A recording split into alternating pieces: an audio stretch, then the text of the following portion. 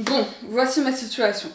Pour ceux qui me suivent, vous le savez, en ce moment je suis dans une période de baisse de motivation. Et puisque vous avez cliqué sur cette vidéo, j'imagine que vous pourriez être également dans la même situation que moi. En réalité, on passe tous à un moment donné par cette phase, mais même si on le sait, en fait c'est très dur de s'en sentir au plus bas et c'est encore plus difficile de vouloir en sortir. Donc aujourd'hui, on va se remotiver. Je vais vous donner 10 habitudes réalistes et accessibles qui vont vous aider à sortir de cette phase de mou, de cette flemme, et on va retrouver notre motivation pour être plus heureuse, plus heureux et avoir une vie plus saine. Si vous êtes nouveau sur cette chaîne, bienvenue, moi c'est Lydia. Et si ce contenu vous plaît, n'hésitez pas à vous abonner. Tout d'abord, faites votre lit dès que vous vous levez. Je sais que ça peut sembler la chose la plus simple du monde, et je sais que vous le pensez sûrement, mais cette meuf elle se prend pour ma mère. Je crois que j'ai 4 ans pour me dire de faire mon lit. Faut savoir que moi, quand j'étais petite, j'étais ce genre de petite fille modèle qui faisait tous les matins son lit, à voir ce que mes parents me le rabâchent. Mais j'avoue qu'habitant seule maintenant, j'ai vite perdu cette habitude. En fait, je me dis, bah à quoi bon? Parce que personne ne le voit maintenant qu'il n'y a plus mes parents. Et quand je rentre, bah je vais dormir dans pas longtemps. Donc bon, je me disais clairement, ça sert à rien. Mais là, c'est une habitude que j'ai reprise. Et en fait, vous seriez surpris de voir comment faire votre lit peut vous préparer à passer une meilleure journée. En fait, c'est une chose vraiment simple à faire. Et quand on y pense, voir votre lit bien propre et rangé, en fait, c'est un moyen très facile de vous sentir inconsciemment plus organisé. Vous allez voir que ça va vous donner ce sentiment de fierté et de motivation, surtout si vous n'avez plus l'habitude de le faire, pour conquérir le reste de vos tâches pour la journée. C'est une chose vraiment simple à faire et quand on y pense, c'est trop agréable de rentrer chez soi après une longue journée de travail et de trouver un lit bien fait. Ok, alors maintenant ce que je vais vous dire là, ça peut vraiment tout changer. En fait, je bois toujours de l'eau dès que je me réveille parce que si on y pense, votre corps n'a littéralement pas eu d'eau pendant 7 à 8 heures d'affilée. Et maintenant, une nouvelle habitude que j'ai, c'est que j'accompagne systématiquement mon verre d'eau du matin avec des compléments alimentaires. Donc ma question pour vous, c'est est-ce que vous êtes sûr que vous n'avez aucune carence? Quand est-ce que c'est la dernière fois que vous avez fait un bilan sanguin? En fait, votre fatigue et votre manque de motivation peut venir de là. De mon côté, je prends tous les matins du fer parce que, avec mes analyses, j'ai remarqué que j'avais une grande carence en fer et c'est aussi ce qui participait à ma fatigue et à mon manque de motivation. Et encore plus pendant mes règles. Pour vous faciliter la tâche et avoir ce réflexe, vous pouvez toujours avoir une bouteille d'eau prête juste à côté de votre lit avec la petite boîte de compléments à côté. Personnellement, j'ai toujours cette petite boîte dans mon sac. C'est la boîte que j'avais achetée chez Emma pour ceux qui ont vu la vidéo. Et vous voyez, il y a 4 compartiments et moi je la prends dans mon sac comme ça, si j'ai oublié le matin de les prendre, je sais que je le prendrai au bureau quoi.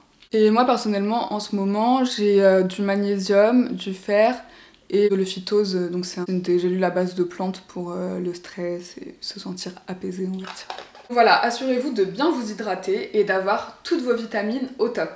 Ah, et un petit conseil bonus, je sais pas si vous le savez, mais le café déshydrate énormément. Donc pensez à adopter le réflexe, une tasse de café égale un verre d'eau pour réhydrater votre corps après.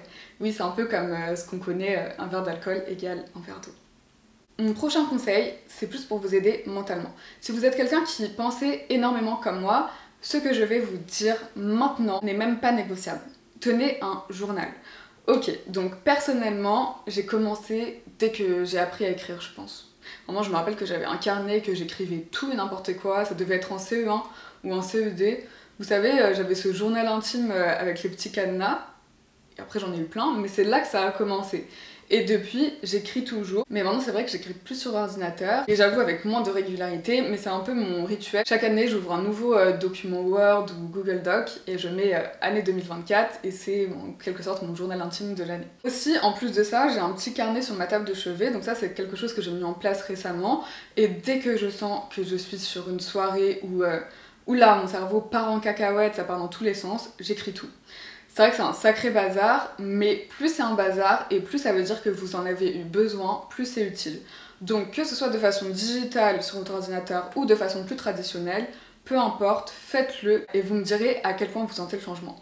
Vous déchargez votre mental, vous déversez toutes vos pensées et ça va vous apporter tellement de paix. Personnellement, je le fais le soir parce que c'est à ce moment-là de la journée, c'est à la tombée de la nuit que mon cerveau s'emballe.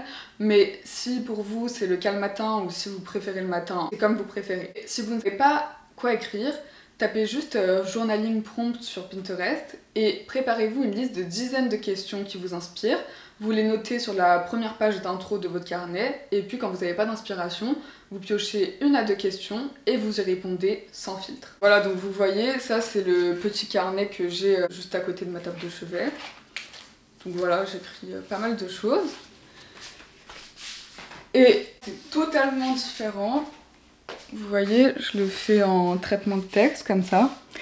Donc en fait, je trouve que ça permet aussi de romantiser sa vie, vous voyez. Donc là, j'ai mis JI, c'est journal intime, en gros, 2024, partie 2, parce que je trouvais que la partie 1 de mon année, elle était pas ouf, Du coup, j'ai décidé de faire une partie 2. J'ai mis Parisian Life parce que j'avais passé 6 mois à Londres, donc là, j'ai mis en mode Paris, le retour.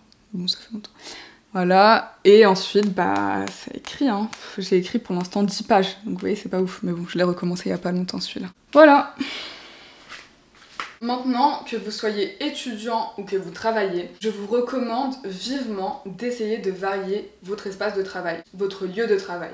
Je sais que quand j'étais étudiante, je travaillais seulement chez moi au début. Quand j'ai commencé à travailler à la BU, à la bibliothèque, ou dans des cafés, ça a tout changé. Même si vous travaillez, vous remarquerez que c'est beaucoup plus inspirant de travailler entouré de personnes, que ce soit au bureau ou à l'extérieur, si votre travail vous le permet. En fait, j'essaie de garder au maximum mon chez-moi comme un espace de repos, comme un espace en fait qui est tout, sauf associé au travail. Et j'ai quand même un bureau spécial consacré au travail pour les jours de télétravail, mais en fait je tiens à avoir un espace séparé du reste pour bien distinguer le pro du perso et même physiquement dans l'espace. En fait vous verrez que changer d'espace de travail va vous remotiver et va stimuler aussi votre créativité et votre productivité. Maintenant, on va parler de sport et d'avoir un plan pour vos objectifs sportifs et physiques. Alors ici, je ne parle pas juste de suivre une vidéo par-ci par-là, mais un vrai plan. Je sais pas si vous avez été la génération comme moi des plans sportifs format e-book. À l'époque, il y avait notamment Kyle Itiness et on devait suivre semaine par semaine. Mais en tout cas, ça rendait beaucoup plus simple et plus clair la pratique sportive. Pas besoin de motivation, il suffisait de discipline. 3 créneaux dédiés au sport dans la semaine, préparer sa plus belle tenue de sport la veille, et hop, on se pose pas de questions et on fait. Là, c'est ce que je suis en train de faire en ce moment. Je suis en train de me concocter un beau petit programme pour la rentrée, un beau plan sportif bien structuré et no-brainer, donc c'est-à-dire que j'aurais besoin de réfléchir à rien. En fait, j'aurais qu'à passer à l'action. Et en plus, j'ai trouvé un nouveau type de sport à faire à la maison qui correspond totalement à mes objectifs, donc j'ai trop hâte de tester à mon retour de vacances. Et d'ailleurs, dites-moi si vous êtes intéressé par ce côté plus sportif, je pourrais vous expliquer tout ça lors d'une vidéo. Si vous cherchez une application qui est bien, il y a aussi celle de Sissi qui s'appelle TSE et qui propose plein de programmes différents. En tout cas, si vous n'êtes pas du tout motivé à l'idée de reprendre le sport ou de faire du sport, commencez tout simplement par 5000 pas par jour. Des études montrent que c'est le minimum requis en termes d'activité physique pour rester en bonne santé. Ça va vous aider aussi à cultiver votre bonne humeur, à réduire vos envies de sucre et de grignotage, et puis ça va vous mettre justement en marche pour avoir envie de reprendre le sport. Maintenant, on va parler du mode turn off. C'est une habitude que j'ai encore du mal à respecter, mais qui va un peu avec celle du journaling. Je voulais la mentionner parce que c'est quelque chose de simple et qui, je pense, peut vraiment aider beaucoup de personnes. Comme vous le savez maintenant, je suis quelqu'un qui réfléchit beaucoup. Et donc je me suis mis une alarme à 21h qui affiche mode turn off engage, qui veut dire en quelque sorte on éteint tout, mode éteint activé.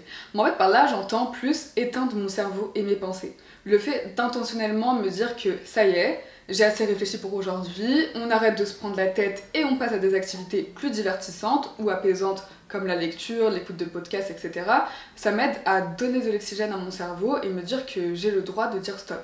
Et si j'arrive pas à me défaire de mes pensées malgré l'alarme, alors là je me dis, oula, j'ai besoin de faire du journaling, et à ce moment, j'ouvre mon carnet ou mon ordinateur et j'écris tout ce qui me passe par la tête. Quand l'alarme mode turn off sonne, pensez aussi à ne plus consulter votre téléphone ou beaucoup moins. Votre sommeil vous en remerciera. Là, je vais vous donner un conseil qui peut-être sera plus difficile à appliquer que les autres, mais si vous ne vous sentez pas encore prêt, pas de pression, attendez le moment où vous aurez cet éclat, cet élan, cet enthousiasme. En fait, il s'agit de faire quelque chose de nouveau, et ce, toute seule. Et quelque chose qui implique aussi d'être entouré de personnes. Donc, je sais que c'est pas évident, mais je vous promets que ça va vous redonner une sorte de confiance en vous, totalement différente que si vous y allez avec quelqu'un. Par exemple, avec mon travail, j'ai un abonnement Urban Sports Club, c'est comme Gymlib ou ClassPass, vous savez, ce type d'abonnement qui vous donne accès à plein de salles de sport différentes, et j'ai pris l'habitude d'y aller soit avec mon copain, soit avec mes collègues. Et sinon, je faisais du sport toute seule chez moi. Et la dernière fois, j'ai eu un élan et je me suis dit, mais aujourd'hui, j'ai pas envie de faire ma séance chez moi, j'ai envie de sortir de ma zone de confort et découvrir quelque chose de différent. Et j'avais déjà repéré ce cours de boxing près de chez moi, alors ni une ni deux, j'y suis allée et c'était tellement bien, que des personnes bienveillantes, une séance de sport efficace mais en même temps amusante. Franchement, limite, j'ai vu ça comme un nouveau monde qui s'offrait à moi. Alors oui, avant d'y aller, je redoutais. Je me disais non, je vais perdre du temps à y aller, surtout que j'ai pas du tout le même niveau en sport qu'avant, donc j'avais peur d'être nulle. Sous le boxing, j'en avais jamais fait, mais finalement aucun regret, c'était trop bien et je compte bien y retourner. Donc mon conseil ici, c'est juste de faire quelque chose de nouveau, mais quelque chose qui vous attire et qui a de fortes chances de vous plaire. J'ai parlé de sport, mais ça peut être un voyage, ça peut être une activité, ça peut être un nouvel endroit, une exposition, enfin tout ce que vous voulez qui vous attire et qui change de ce que vous faites d'habitude, et surtout faites-le seul. Le prochain conseil que je vais vous donner, ça va être sûrement le plus rapide et le plus efficace, ce sont les bruits blancs. Donc cette année, au début d'année 2024, j'avais comme intention d'apprécier le silence. Mais en fait, j'y arrive pas. En fait, ça m'angoisse le silence, j'y arrive plus. Et j'ai toujours besoin d'un bruit de fond, que ce soit une vidéo YouTube ou de la musique. Mais en fait, c'est pas pratique quand on veut travailler ou se concentrer ou juste reposer son esprit. Et puis j'ai découvert les bruits blancs. Pour moi, c'est l'alternative parfaite. En tout cas, essayez et vous me direz. Yoga ou lecture. Si vous êtes stressé, choisissez l'une des deux activités. Une étude a comparé la lecture au yoga et a trouvé que lire pendant 30 minutes abaissait la pression artérielle, la fréquence cardiaque et la détresse psychologique autant que 30 minutes de yoga. Et si vous n'avez pas 30 minutes devant vous, pas de souci. Une autre étude a montré que juste 6 minutes de lecture pouvait réduire le stress de jusqu'à 60%. De quoi retrouver l'apaisement et la motivation. L'alcool et le sucre. On n'a pas beaucoup parlé alimentation aujourd'hui, pourtant ça a un impact énorme sur notre motivation, mais si vous devez retenir une chose, ou plutôt deux, pour retrouver votre motivation, c'est de supprimer pendant un temps l'alcool et le sucre. En fait, ce sont les deux aliments, les deux choses qui vont aspirer toute votre énergie. Quand vous avez une soirée alcoolisée, en fait, vous épuisez en une soirée tous vos stocks de dopamine et même ceux prévus pour le lendemain. En fait, c'est pour ça que le lendemain, on a la gueule de bois, mais aussi c'est pour ça qu'on a cette sensation de se sentir, vous savez, tout mou, on a envie de rien faire. C'est parce qu'en fait, vous n'avez plus beaucoup de dopamine dans votre corps, et en fait, la dopamine, c'est l'hormone du plaisir et de la motivation. Et quant au sucre, son excès va provoquer des pics de glycémie qui vont avoir un effet direct sur votre humeur, votre poids et votre santé en général. Surtout, comme toujours, soyez gentil avec vous-même, prenez soin de vous.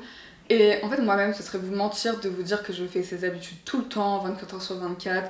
Mais en fait, vous savez, c'est pour ça qu'on appelle ça des habitudes. C'est des choses qu'on fait régulièrement, mais pas forcément tous les jours, parce qu'en fait, on n'est pas des robots. Et c'est ok. Notre objectif, c'est que ces habitudes fassent partie de notre style de vie global, mais pas de notre vie entière et de chacune de nos journées. J'espère vraiment que cette vidéo vous a aidé et j'aimerais que vous partagiez avec moi votre habitude préférée pour retrouver la motivation. Je réponds à tout le monde, on pourra avoir une petite discussion comme ça et ça nous permettra de nous remotiver mutuellement tous ensemble et d'enrichir la liste des habitudes motivantes. Et si vous n'êtes pas abonné, qu'est-ce que vous faites? Pourquoi? C'est gratuit pourtant et c'est que du plus et ça me soutient.